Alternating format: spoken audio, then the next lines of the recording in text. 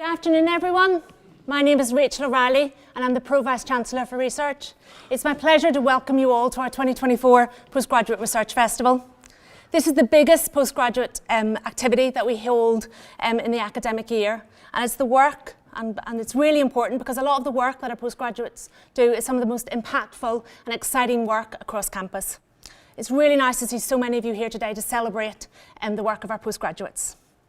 I should say the festival has been organised by postgraduates and the University Graduate School, and I'd like to thank all the University Graduate School scholars for their support of this event and for all the work that's gone into it. We also have a number of academics and early career researchers and undergraduates who are here today to enjoy the festival, so welcome everyone to this event. I would encourage everyone over the next couple of days to interact as widely as possible across your networks.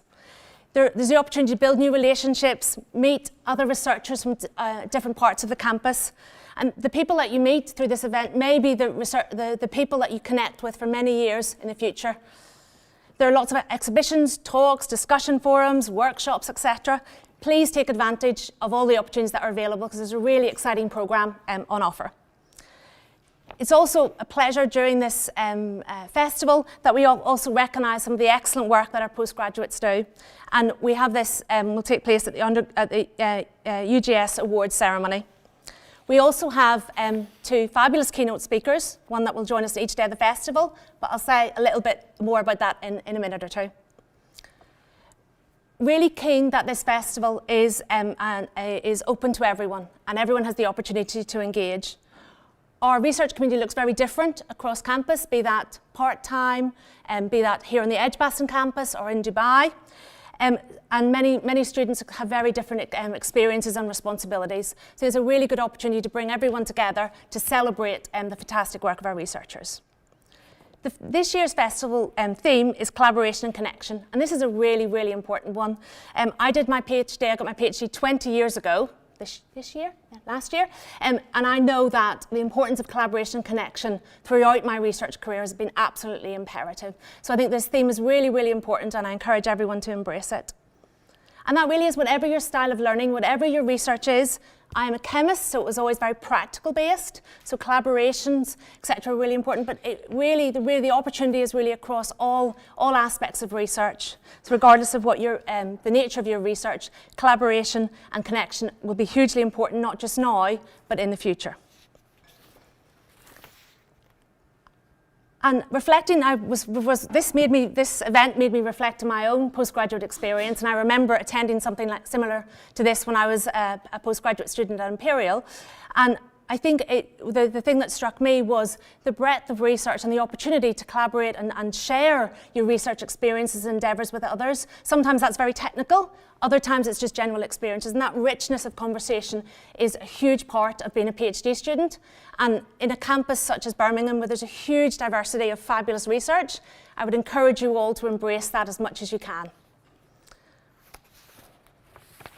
So, and that kind of modern day research is often not done in isolation. So again, many of you will be involved in research teams, many of you will be involved in many collaborations and connections. And those relationships and the different approaches that we take to advance our knowledge look very different in different places, and there's great learnings by talking to people from different disciplines that I've learned can really enhance my own understanding of my own discipline. So again, that opportunity hopefully will be available to you all always, but this festival is a really good opportunity to perhaps explore that a little bit further. So one of the key elements of being a postgraduate researcher is communication. Again, whether that's communicating within your field or more broadly, and actually it's an absolute pleasure that as part of this festival we have two fantastic keynote speakers who are phenomenal communicators. So tomorrow we have Professor Ruth Gillian, who's a best-selling novelist and journalist and one of our professors of creative writing here at Birmingham. And I had the pleasure of sitting beside Ruth at the new professor dinner last year and was absolutely fabulous and engaging. So I'd thoroughly encourage everyone to attend her fantastic lecture. She's an ambassador for the global storytelling charity Narrative 4, which works to combat adolescent loneliness. And she's also created a story exchange project which promotes the fostering of radical empathy. So I think it will be a fantastic presentation tomorrow. But today, delighted that we have Professor Alice Roberts, who many of you, I'm sure, will recognise. Alice is a Professor of Public Engagement with Science here at the University of Birmingham since 2012, and she also chairs our University Public Engagement with Science Committee. Her research interests include evolutionary development of body structures and the study of archaeological skeletons and their disease and injuries. Alice has a vast experience as a broadcaster and a communicator of science and has written a number of very popular and fabulous popular science books. So I'd like to pass over to Alice and welcome her to the festival. Thank you. Thank you very much, Rachel.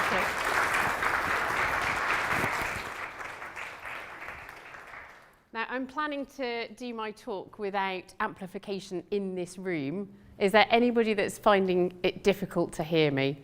I think it's got good acoustics, this room. And actually with the microphone, we had a very strange echo, so I'd rather keep it just my own voice. It's always that thing, isn't it? I find that when I'm doing undergraduate lectures, particularly to medical students, there's 400 of them in the room at the same time, and I say, can everyone hear me? Can you hear me at the back? And of course, if they can't hear me at the back, they're not going to respond. But hopefully we're all right to continue like this, and thank you for that lovely introduction, Rachel, and it's wonderful to have support at this postgraduate research conference from the senior executive of the university. So Rachel is in charge of all the research that goes on at this fantastic university. And as she said, we have a huge diversity of research here. And one of the joyful aspects of my job as Professor of Public Engagement is that I get to meet a lot of different people from a lot of different areas of research. And one of the things we're always trying to do in public engagement is think about how we can bring people together. And sometimes we'll start off with a public engagement activity which actually sparks a collaboration between two researchers from very different fields, and then you end up with that spilling back into research. So I don't see a kind of hard, fast line between research and public engagement. And I think our research can be perhaps the best it possibly can be if we build in public engagement right from the very beginning. There's some research that will naturally have public engagement baked into it. So if you're working in international development, as one of the young researchers I spoke to earlier is, ultimately you are going to be, inevitably you are going to be engaging with the public throughout your research. There are other areas of research where actually you may not naturally be straying beyond your lab, and you have to think quite carefully about how you are going to engage with the public, how you are going to talk about your research, to people outside of your own field and the field, the people you might meet in your corridor. There's lots of opportunities here, and we have a fantastic public engagement team, a central team now at the university. A good point of contact is Lauren Deere, and we can make sure that you get those contacts. If you've got any ideas about public engagement, do it. That's always my advice, is just to do it. I'm going to pick out two stories this afternoon which are about connections between different fields of research. I've become particularly interested in the collision that's happening at the moment between two particular disciplines where we're getting some really interesting sparks flying because of two disciplines coming together. Two disciplines which have been actually largely separate and ploughing their own separate way, and then they've recently, in the last 5 to 10 years, come together in quite a spectacular way. And those two disciplines are from the world of biology and the world of historical sciences. So genetics on the one hand and archaeology on the other. And we're getting some really, really interesting results coming out of that intersection through technological developments as well. So particularly technological developments in ancient DNA.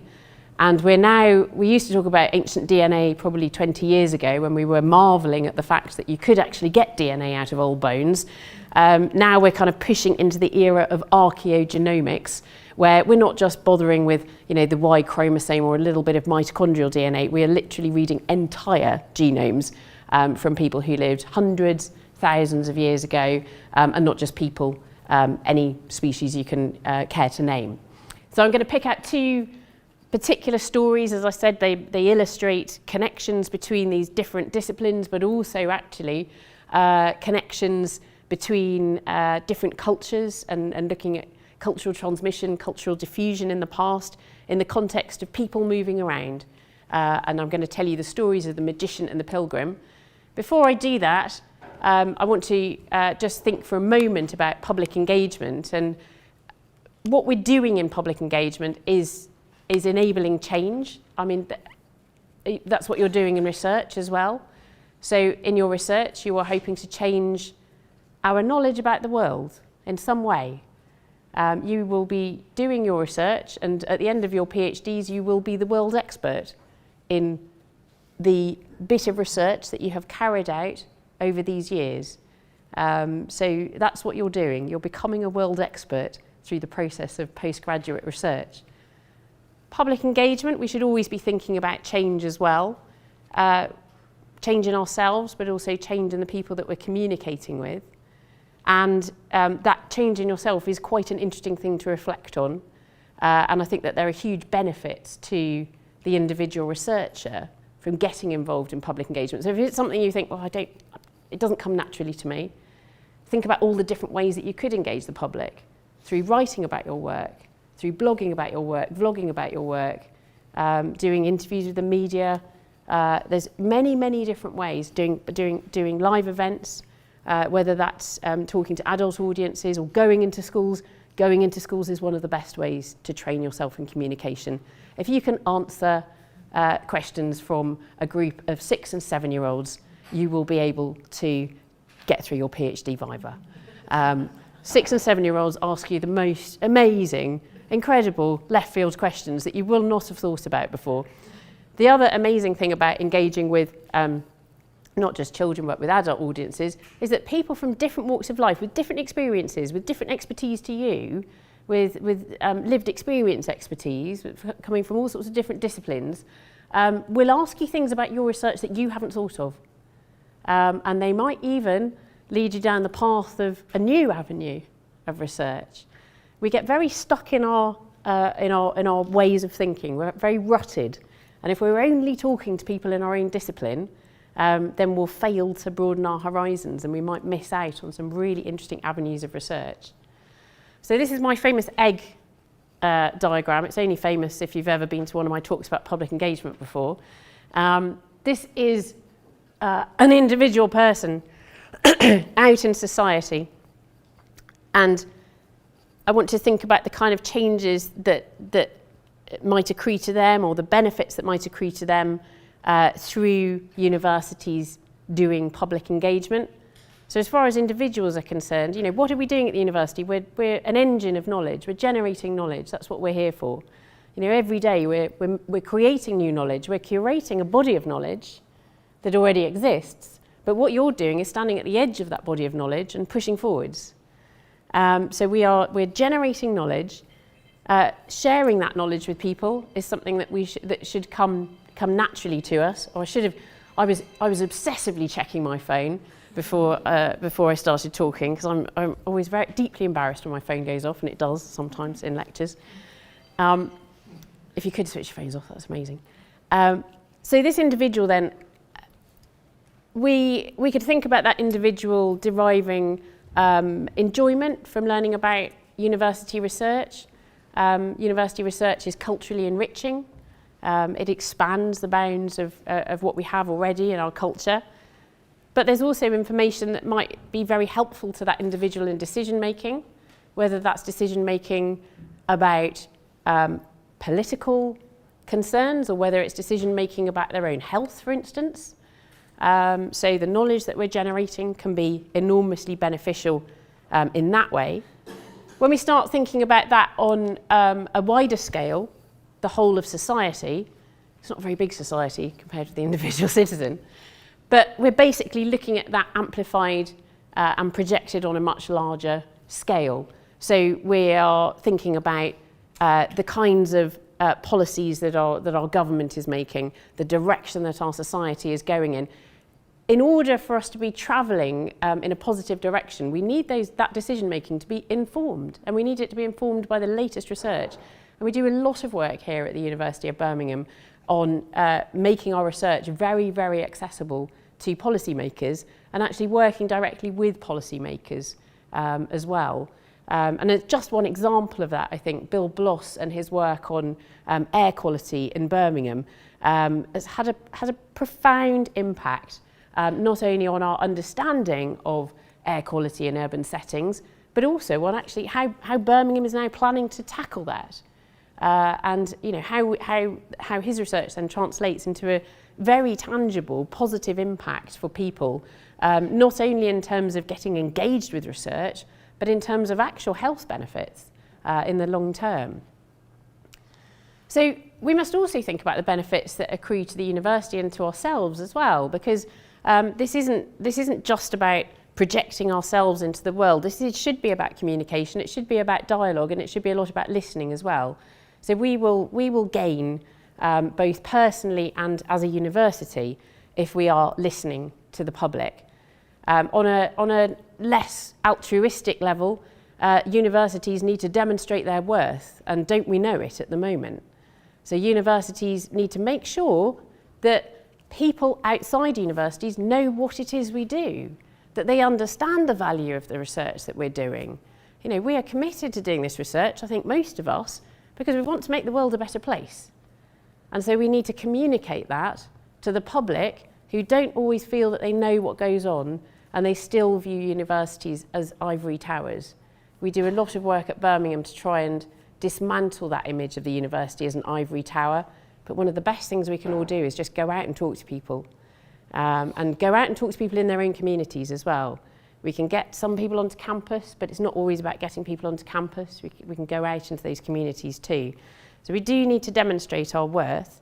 We need to demonstrate that to society as a whole, who bankrolls us. We need to demonstrate it to our politicians. We need to demonstrate it to aspiring students and anybody else who we want to come and work here with us at the university. I think most people in universities, do believe in them in quite a profound way. It sounds almost evangelical, but I do believe that universities are an important force for good, that they're an important way of moving our societies forward, of advancing our societies, of making sure that benefits that we can see that have accrued through the application of all sorts of different research, not only science, continue to accrue. And that we don't just get to a point where we think, well, we've done that. We've extended human lives, thinking with my background in medicine, we've extended human lives to a certain point. We've combated a range of diseases. Let's just stop now. No, we keep going. We keep going. And every year we're getting better at it.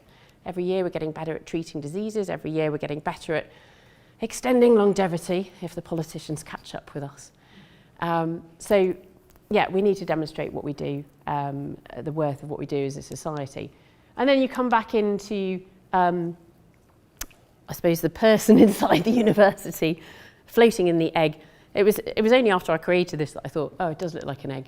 The individual researcher, public engagement can be a source of new ideas, as I mentioned, so a source of innovation, but also a source of inspiration, engaging with people, also finding new joy in what you're doing. And goodness me, anyone who's done a PhD knows that there are moments where it's not exactly joyful, and it can be very difficult. And if you're in the middle of it, it's about this time if you're in your second year, you'll be hitting that moment where you go, I might do something completely different. I might just tear all this up and go off and do something. Don't do that. Stick with it. It's even harder if you're doing it part-time. But sometimes we need to talk about our research because we need someone else to say, that's really interesting. And you go, yes, it is. And that's why I'm doing it. So I would encourage all of you to get involved with public engagement in any way you can. And as I said, there's lots of resources available and lots of people who can help you. If you've done some already, do some more. If you haven't done some already, go and have a chat to Lauren and her team, and we'll get you up and running. So I'm going to talk about two particular stories which involve connections, and they involve this incredible collision between archaeology and biology, as I've already described. I'm going to tell you the story of the pilgrim and the magician, represented by these two sets of objects. We've got some copper alloy objects over here, and then this is more recognisable as a scallop shell, but you can see it's been interfered with. It's got two little holes up here. So I'm going to start with the story of the pilgrim. And this story begins in a field just outside Winchester, where there's this lovely grassy down today. It's called Magdalen Hill. And it doesn't look like there's any archaeology there. It just looks like a beautiful field. People enjoy walking their dogs there every day. It's a haven for wildlife as well, including the striped lickness moth, which is very drab but quite furry as an adult, and then has a crazy juvenile form, which I think there's some kind of metaphor there for human experience. But this isn't a wildlife talk. This is a talk about history and archaeology. Magdalen Hill. That started getting the archaeologists at Winchester interested. The name Magdalen is often connected with something very tangible in the Middle Ages. And it all comes about because of a case of mistaken identity. I really wanted to get to the bottom of this. It's like, why is the name Magdalen connected with a particular disease? Because that's what it is. It's connected with a particular disease. Why? Well, it all goes back to the Bible and a case of mistaken identity. So in the Bible, there are two men called Lazarus.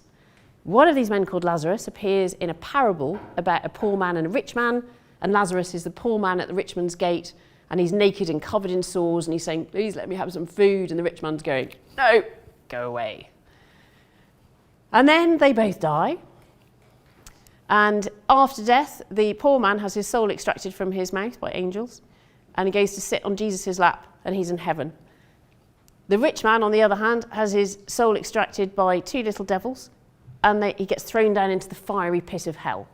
So this is a fantastic parable.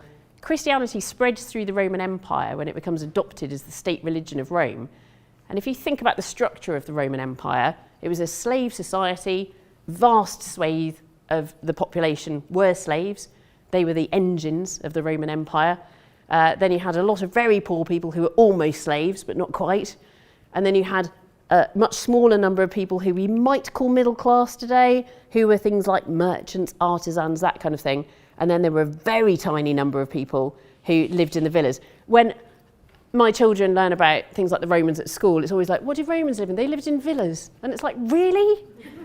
You're talking about much less than 1% of society. You're talking about the very richest people in Roman society with their wonderful mosaic floors and all of that. And what was really important to the Romans was that there was no social mobility. They did not want to have social mobility. They wanted everybody to stay in their lanes. So the Bible was very helpful in this respect, because if you've got stories like this, then you can say you might be really desperately poor, you might be riddled with all sorts of horrible diseases, but don't worry, because after you die, it's going to be better. You don't need to be jealous of the rich man, he'll be in hell, whereas you can go to heaven after you die.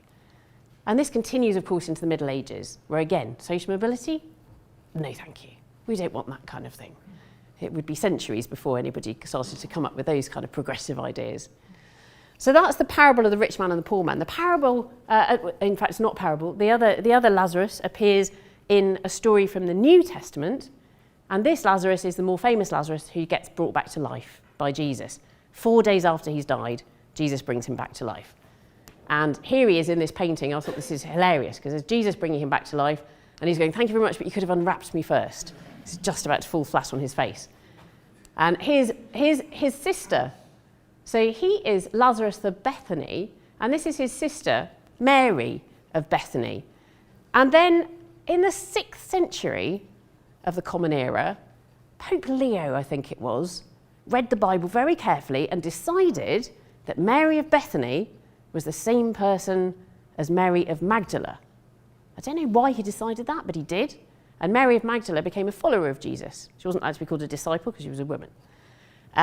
So we've got this association then between Mary of Bethany, who then becomes associated with Mary of Magdala, Mary Magdalene. And then if you get your Lazaruses mixed up as well, then Mary of Bethany, Mary Magdalene, gets associated with this story of a poor man covered in sores. He's suffering with leprosy. So Mary Magdalene becomes, in a very convoluted way, the patron saint of people suffering with leprosy. So when you look at a map and you see anything with Magdalene on it, you go, there's something to do with leprosy here. The archaeologists did a bit of historical sleuthing, and they tracked down a reference in the Winton Domesday Book, which was like an addendum to the original Domesday Book, which was drawn up by the Normans so they knew how much taxes they could collect from everybody in England after they'd invaded. And this was a little bit late. The original Domesday Book was 1086. This one's middle of the 12th century. And this includes all of the assets in Winchester that can be taxed, including a hospital on this hill. And we assume then that this hospital is a leprosy hospital. It's just a grassy down now, but there's an indication, or a strong indication, that there was something there in the 18th century. It was drawn by this antiquarian, Jacob Schnebely, in 1789. We think a decade later it was torn down completely, and then it becomes this field. So the archaeologists at Winchester decided to investigate, and they found it. So underneath that grassy down, and not very deeply buried in fact, they found the remains of the chapel of the hospital with a flint wall and this lovely tile floor. They found the infirmary hall itself, and they found, as you would expect with a medieval hospital, big cemeteries associated with it as well. So then the question is, if we look at the skeletons from these cemeteries, can we detect leprosy? Was it a leprosy hospital indeed? And the skeleton's, first of all, well preserved, so there's a good chance of being able to diagnose disease in those bones. I've kind of tracked this story over time, and I've visited Simon Roffey and David Ashby and the other researchers at Winchester, unravelling this story over many years. And here's one of the skeletons laid out in the lab. So this is what we do, this is what I would do as a biological anthropologist when I'm first diagnosing disease in old bones. We lay the skeleton out as though it's a person lying in the anatomical position. You're then looking at working out age at death, biological sex, all of those kind of generic biographical elements that we can draw out of the skeleton. And then we start looking for evidence of disease. And these bones had very, very clear evidence of disease in a lot of cases, actually. So here's a very obvious one. This is a fibula, so that's a tibia, shin bone, and the fibula alongside it with very florid bone disease. And you can see that it looks as though the bone is reacting to something, and it feels very dynamic. So this isn't the disease itself, this is the response of bone to the infection. If I looked at that, actually, I can't tell what infection it is. All I can say is that it is a bacterial infection which is affecting the bone. It's right inside the bone as well, so we call it osteomyelitis. It's affecting not just the bone tissue, but the marrow as well. And it was active, florid at the time of death. But there are other clues. The hands are badly affected, so these bones have almost disappeared. They've been eaten away by disease. And in fact, both hands are affected and both feet. So here we've got fusion of some bones in the foot here. This foot's gone completely, it's been amputated. And this makes us think of leprosy because something that leprosy does, as well as affecting bone directly, is that it attacks nerves. And it attacks the sensory nerves, so you lose sensation in your hands and your feet, you injure your hands and your feet, you get secondary infections in them. So it's actually other bacteria that leprosy has opened the door to, and you get this terrible, terrible damage to hands and feet. You'll probably see something unusual about the skull as well. So the skull is attacked directly by the leprosy bacterium, and it attacks around the nose and the palate. So this individual has lost their hard palate, they've lost most of their upper teeth, their nasal cavity is much widened, and it is very obvious when we look at that skull. Imagine what the soft tissue would have been like. So it would have been a face where there's a cavity in the centre of the face. The tissue's swollen. Most of the teeth have been lost. We've only got 2 teeth hanging on in the upper jaw. It's called fasces leprosa. When I look at a skeleton like this, I'm obviously approaching it in a very clinical way. I'm making a note of every single sign of disease in that skeleton, writing that down as well as the inferences from that. But I'm looking at a person, and you can't separate yourself from that. You're looking at an individual, and you're thinking about how this disease affected that individual during their life. They could hardly hold anything. Their hands would have been in a fixed flexion deformity. They could hardly walk. There's one foot amputated, and the other one was badly infected. They could hardly eat and drink. And they were buried with great care in this cemetery, with, unusually for the time, some grave goods. We don't normally find grave goods in medieval graves, but this individual had 2 little pottery feeding bowls. Now, leprosy was rife in the Middle Ages. It surged through Europe from the 11th to the 15th centuries. And we hear about it in the history books, and then we see the very graphic evidence of it in cemeteries like this. But we've always had lots of questions about why it suddenly bursts onto the scene in the 11th century and why it disappears largely in the 15th, although of course it doesn't disappear completely. So it's still around today. We get about 200,000 cases of leprosy worldwide every year. A third of those are in India. Half of those in fact are in India. And then a third of the remaining ones are spread across 4 major countries, so Brazil, Democratic Republic of the Congo, Indonesia, Indonesia down here, obviously, and Bangladesh. It's described as a neglected tropical disease by the World Health Organization, but really it's about socioeconomic strata and socioeconomic disadvantage. Because if you've got access to healthcare, good healthcare, it's infinitely treatable. So unlike the medieval doctors, who once they diagnosed leprosy in somebody could just say, you can go into a hospital, but there's nothing they can do for you there. They can help you, they can feed you, but this is a terminal illness. Unlike our medieval forebears, it's treatable with antibiotics now. So we can treat it with a cocktail of antibiotics. It's tricky because people can live with leprosy for decades before it starts to have any impact on them, any visible impact. It's been very, very difficult to eradicate because of this kind of long asymptomatic development of the disease. And this has been utterly transformed then by our ability to use genetics for diagnosis. And you all know what PCR testing is. So we can do PCR testing for leprosy in individuals who we may suspect are leprosy sufferers, and then all their contacts, and we're finding that about a quarter of contacts are going to be affected as well. And then you can start antibiotics. And the World Health Organization is aiming to virtually eradicate it by, astonishingly, 2030. So in just a few years' time, this disease really will be a thing of the past. It's quite incredible.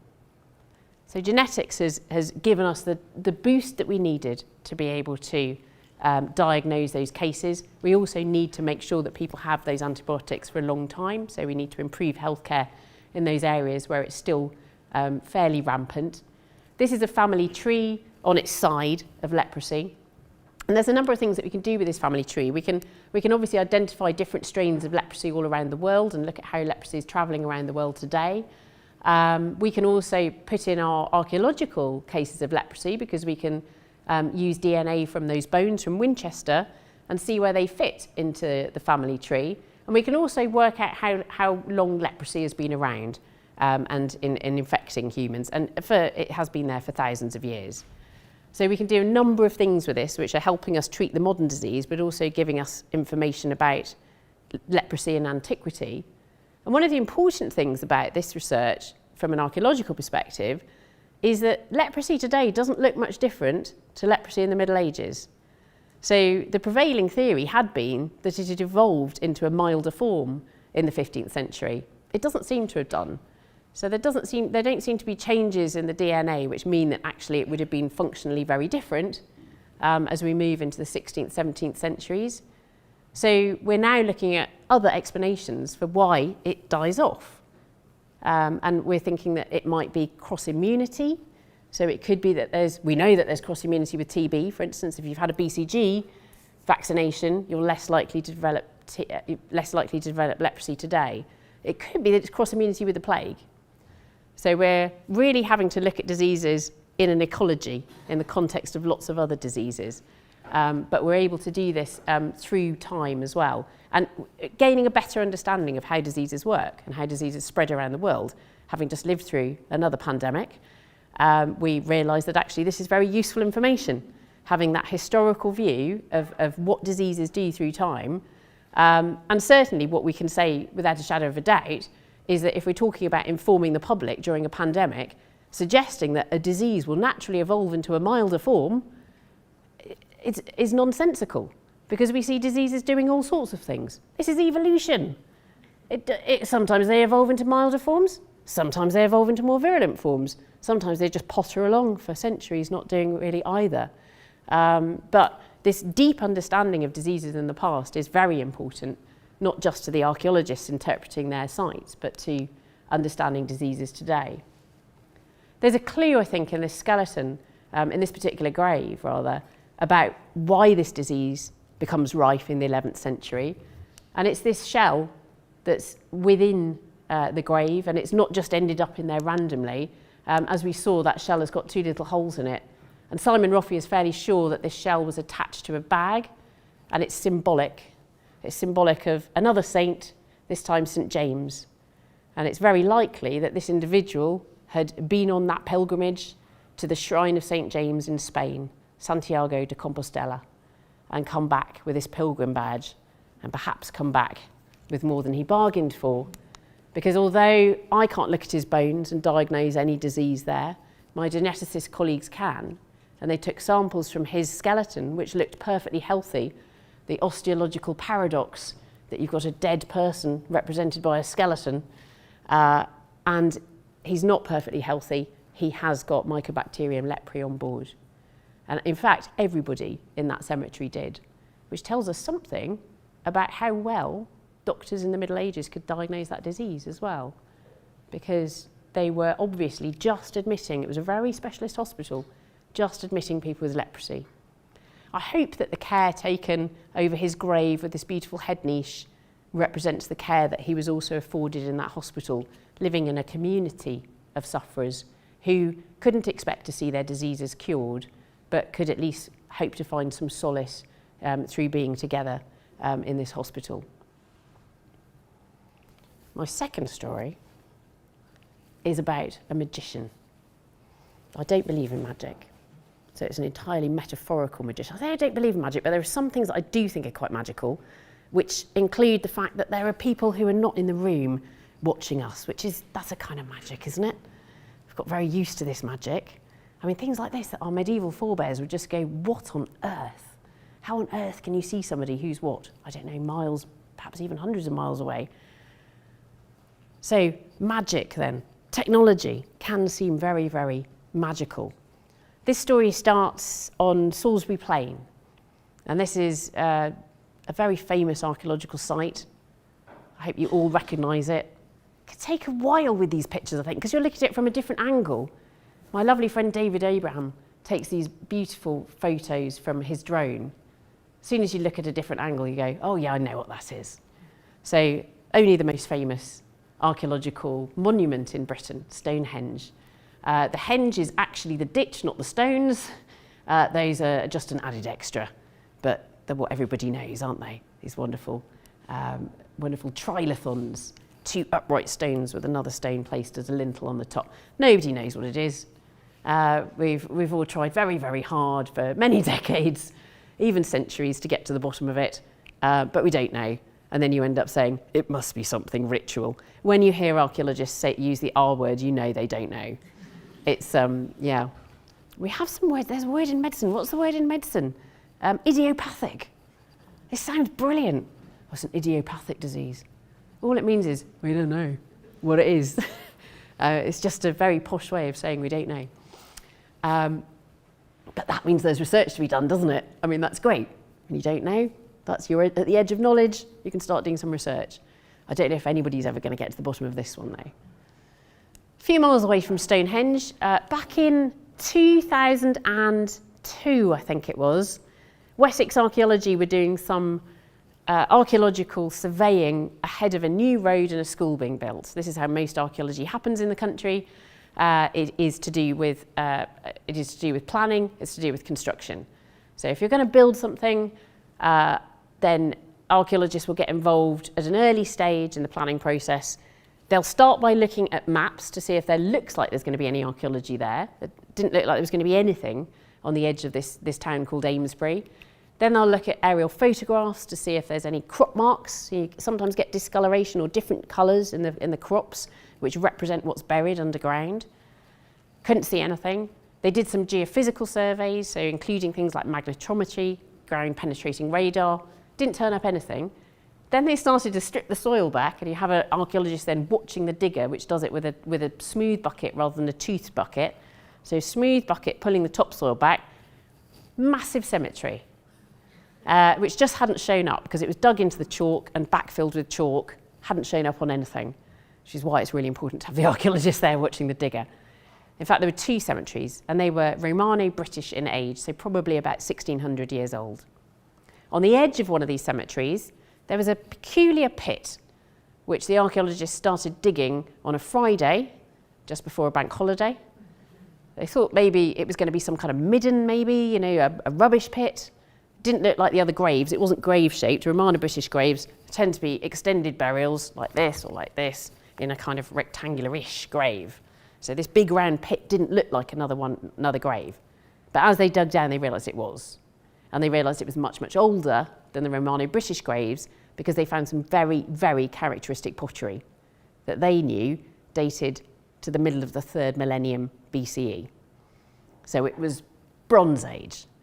It was as old when the Romans were in Britain, or it was older when the Romans were in Britain than the Romans are to us. Really, really ancient. Takes us way back into prehistory. When they dug it out, they were pretty sure what they'd found was the richest Bronze Age grave that had ever been discovered in Britain, and they had. It had so many objects in it. So we have this phenomenon in the middle of the 3rd millennium where you suddenly get individual graves, and a lot of them have grave goods in them. In some cases, they just have a single pot. And then in some cases, they have 5 pots, which are pancakes. You can see the remains of them here. 5 pots, boar's tusks, bits of copper alloy objects, these green things here, things made out of stone, arrowheads. I mean, there's just so many objects in this grave, it's astonishing. Strange stone plaques, one of which was lying against the forearm, but we think what these are part of the equipment that goes with these. So these are arrowheads, as you'll notice, as you'll easily identify. Lovely flint arrowheads, tanged and barbed, very typical for the early Bronze Age. And these are a selection of the 18 that this individual had in his grave. He was a man. I've never seen so many arrowheads in a Bronze Age grave. The stone plaque is probably a wrist guard. So it's probably to protect the bow arm when the string recoils. These are the copper alloy objects, and this is what they would have looked like when they were new. And this is really interesting. So this individual is one of the earliest people in Britain with metal. So he's there right at the dawn of the metal age. We used to divide up history, prehistory, into 3 ages: Stone Age, Bronze Age, Iron Age. We now have this extra bit for the beginning of the Bronze Age, which we still sometimes, we're sort of not quite sure in our terminology, so sometimes we call it the early Bronze Age, but actually they're not making bronze at that point. They're not making the alloy that is copper and tin. They're just using copper. So we've introduced another age, which is the Copper Age, or the Chalcolithic. So this is typical of the Chalcolithic, and he's got these copper knives, which actually are pretty useless because copper's really soft. I mean, it looks nice, and I think that's the whole point here. In terms of functionality, it's not as good as a flint knife, but it looks a lot better. And I think there's something obviously here. Nobody's had 3 copper knives in their grave. I mean, 1 is extraordinary. 3 is, that's putting him on another level entirely. It's a very, as we would say, high status grave. He's somebody important. He's somebody with material wealth in the Bronze Age, or Copper Age. And I think this is all about what those look like and the fact that he's in possession of this new material. And when you think about what that material is and how astonishing that must have been, it must have seemed like magic. That suddenly there are these people who can make this new material out of stone. That you break up stone, you heat it in something which is like a kiln. I mean, that technology already exists. But then you produce something which you can't touch, it's too hot. And it is yellow and liquid and bright, and then you pour it into a mould, and then it hardens into this beautiful, shiny tough, hard substance. People have never seen metal before. Imagine never seeing metal before. And then somebody does this. I mean, it must have seemed like magic. And maybe he's one of the earliest metal workers in Britain. Maybe he had actually, maybe he had that knowledge, he had that technology at his fingertips. It must have seemed like some kind of extraordinary magician. He also had this metal, so gold, which is amazing. The copper turns green with verdigris in the ground. Gold when you excavate it archaeologically, and I was on a site, we're just filming the 12th series of Digging for Britain. I was on a site last week in Bishop at Auckland, and they were excavating down through this deep, dark, almost black sediment, which was from the kitchen middens from the medieval Bishop's Palace in Bishop's Auckland. And then suddenly, in amongst this black sediment, was this beautiful little gold rose. And it just appears shining gold as it went into the ground. And that's why gold is a precious metal, because it doesn't tarnish, it doesn't change. We don't know what they are. It's another archaeological mystery. They're about 3 centimetres, 4 centimetres long. They've been described as basket earrings. I don't think they're earrings. I think the tang that's wrapped around them is far too thin for an earring. They might be wraps for something, maybe hair wraps, maybe wraps for, we don't have any of the organic material in the grave, so you can let your mind go crazy. Maybe he had a massive eagle feather headdress with gold wraps around the shafts of the eagle feathers. Somebody suggested this as a possibility.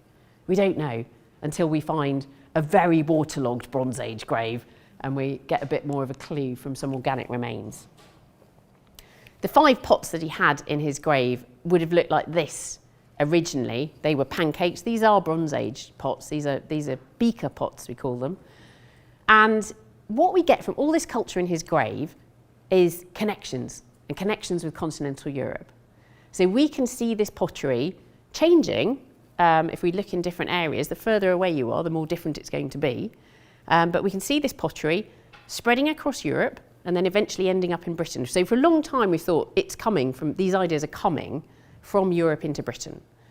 So is the metalworking idea. We think languages are coming in as well at the same time. So we think what we're seeing is a movement of people into Britain.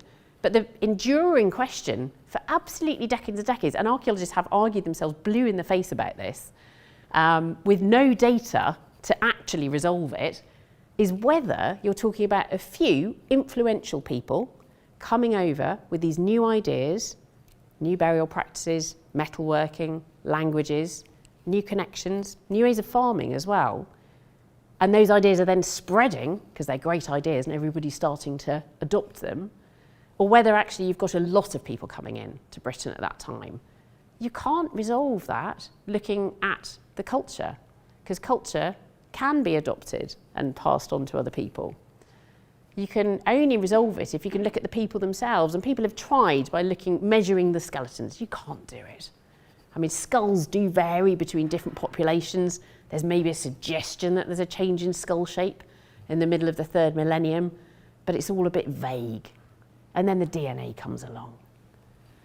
So what we know now is that actually, if we look at genomes of people who were in Britain in the preceding Neolithic, the farmers, so if we go back to, say, 5,000 years ago and we look at those people, and then we look at people from 4,500 years ago or 4,000 years ago, and we say, right, what do their genomes look like? Of course, DNA is inherited, so we can tell whether the Bronze Age people are the descendants of the Neolithic farmers locally, or whether it looks like we've got new people coming in. And as you can see from the headline on this paper, the title of this paper, there's a profound change. There's a 90% population replacement in Britain at the beginning of the Bronze Age. 90%. The archaeologists were very upset about this because they'd basically decided, they'd talked themselves into a position where they decided it was all cultural diffusion. And it was just a few people coming over and the ideas spreading. And the geneticists went, no, there's hardly any Neolithic farmers left by the time the Amesbury Archer, as he's become known, was buried. We mustn't assume it's always the same though. And I don't think it would have been the same across all of Britain. So there would have been some cultural diffusion. And actually, if we look at the beaker culture in Spain, it's completely different. In Spain, the people who were practicing the beaker culture are the descendants of the Neolithic farmers. There wasn't a population replacement. So there's lots, it's absolutely fascinating now when we're looking at movements and migrations in the past, but we're learning to be much more nuanced about it. And we're seeing some massive migrations. I mean, that is a massive migration. There's a massive migration for the Neolithic when the farmers arrive. There's a massive migration in the Bronze Age when metalworking arrives in Britain. And this is just talking about Britain. There's massive migration in the Roman period. We don't know how much migration there is in the middle of the first millennium, so all those stories about Anglo-Saxon invasions might not be quite true. But it's clear that migration has been a part of our history and our prehistory going right back. Interestingly, what we can also do with genetics is trace where this migration starts. And if we look at the particular genetic variants that are arriving in Britain in the mid-3rd millennium BCE, they're coming from here. They're coming from this area above the Caspian and the Black Sea called the Pontic Steppe and around modern Ukraine. And they're spreading this way, eastwards into Asia and westwards into Britain. They're a horse riding culture. So they're kind of cowboys with covered wagons and herding cattle, but also riding horses. And they have metalworking as well. So this is the Yamnaya culture of the Pontic Steppe, that by the time it gets to Britain, it's changed. It takes 1,000 years to get to Britain. It's changed into what we identify as the beaker culture, but it is accompanied by this inward migration of a lot of people. There always would have been people going back the other way as well. There's constant toing and froing across any way you care to look at, but if we're talking about Britain, across the North Sea and the Channel. Is he a migrant? You know, we kind of want to know, don't we? He's right at the dawn of the Copper Age. We know we've got this big migration into Britain at the time. Is he a migrant? His DNA has been analysed. He does have these genetic traces that go back to the Pontic Steppe. But you inherit DNA. So that doesn't mean he's a migrant. He's definitely got that signature of migration in his genome, but it could be that he's a 2nd generation, 3rd generation, 4th generation, 5th generation migrant. We want to know if has he migrated. We can't tell from the DNA, but we can tell from something else. So you make your teeth when you're a child, and you lock a geological signature in your teeth in the forms of oxygen and strontium that end up in your teeth. And we can match the oxygen and strontium in your teeth. We can't do it with us because we eat food from all over the world. But in the past, if you're just eating food from your immediate locality, then the different isotopes or the ratios of the isotopes of oxygen and strontium that ended up in your enamel will reflect the geology that you're living on, the groundwater that you're drinking, the plants that you're eating, the animals that are eating those plants. And we look at his teeth, and his oxygen and strontium isotopes link him to an area around the Alps. So he is a migrant. He grew up somewhere around the Alps. We can't say exactly where, but somewhere around the Alps. So he's travelled at least 800 miles in his lifetime. You've got these incredible bits of biography. His history, his biography was never written down. And all of this is just coming out of a scientific analysis of the remains of him and his culture. So he may have travelled much more widely. He may have gone all over the place. He may have been up to the Hebrides. He may have travelled over to Western Asia. But at least we know he grew up in the Alps and he died, we presume, on Salisbury Plain, what is now Salisbury Plain. He's in his 40s. He's got a limp. We can see changes in his left leg. His disability didn't affect his status. Maybe it was even part of his status that he'd survived an injury miraculously. And he has all these incredible new materials with him at the dawn of this new age. So there he is on the day of his death. I love him, he's a time-travelling, bow-wielding, metal-bending magician from the dawn of the Copper Age. Thank you very much for listening to my stories.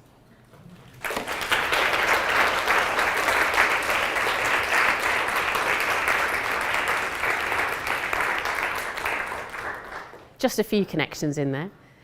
We've got a few minutes of questions. We started a little bit late, so I'm not going to eat too much into your coffee time. And I will come down as well to have a look at some of the posters and talk to some of you. But if anybody's got any questions now about anything that I've just talked about or public engagement more generally. Yes? I'm curious about the skeleton. Did he have structural changes that showed that he had been Lovely. So a question about whether there are any structural changes in his bones that could connect with archery. Interestingly, Archers do have scoliosis sometimes at this time. yeah, they do. Modern archers sometimes have scoliosis. Modern archers also often develop the thing which I'm a world expert in, which is rotator cuff disease and ancient bones. That was my PhD. He doesn't have much evidence of that, but what he does have is separate ends of his scapulae. So arching over the top of your humerus, your arm bone there, is part of your scapula called the acromion. It's acromion. Omion is Greek for shoulder blade, and acro means high, like the Acropolis. So the highest part of your shoulder blade. And his acromion is separate from the rest of the bone, which can be a congenital thing, but we also think that it may develop through overuse of the shoulder from a young age. So it normally fuses by the end of your teens, but in him it hasn't. He's lived into his 40s and he's still got unfused acromia. So it may be that those are associated with archery, but it's a bit of a, we can't be definite about it. We can be definite about the injuries in his leg. So he's lost his left patella, we think through infection, and then his femur and his tibia are much reduced, because if you don't load your bones, they just start to resorb. So he definitely would have had a limp. Yeah, so we can see that in his skeleton. Yeah. Any other questions? Yes? Thanks for the talk, it's really interesting. With the replacement of people coming into Britain, you said there was about a 90% replacement? Yeah. Does that vary between men and women? Were the men replaced more, or were the women replaced more, or was it just equal? It seems to be both, actually. So, I mean, there's been work done on Y chromosome and mitochondria, but it seems that actually we're just seeing a lot of people of both sexes coming in. And we don't understand the process. So at the moment, you want to go beyond the evidence all the time, don't you? And you want to, I mean, that's how you generate hypotheses, and then you're obviously going to test those hypotheses. But all we can say at the moment is that over a 300-year period, in the middle of the 3rd millennium BCE, we've got that profound change happening. It may be that actually our resolution is only that level at the moment. It may be that actually it's happening gradually over that 300 years, and that it wouldn't have seemed that profound on the ground, that it was just, more and more families coming over. It may have been that those families were somehow more successful, better networked, I don't know, and maybe their way of farming, whatever it is they're doing is slightly more successful. They only actually need to be having a few more children per generation than the Neolithic farmers to create that kind of change. It may have been actually that the Neolithic farmers were almost wiped out by some kind of plague. So there weren't many people in Britain when the Copper Age people started arriving. So what we need to do now is look in a much more fine-grained way and get more genomes out throughout that 300 years, but also look very carefully at the archaeology and what the archaeology is telling us. When that paper was published, there was a failure of public engagement in terms of there wasn't an adequate press release alongside that paper about that Bronze Age transformation. That was Alalde et al. 2018, I think it was. And what happened was that some papers, which will not be named, but you can imagine which ones they were, picked up this bit of research, and there was one headline that said, "Dutch hordes killed off the people who made Stonehenge." And you go, okay, so we've got no evidence for an uptick in violence. It may be there's an uptick in violence, we don't have the evidence for that yet. They were actually the ones that built Stonehenge, which was strange.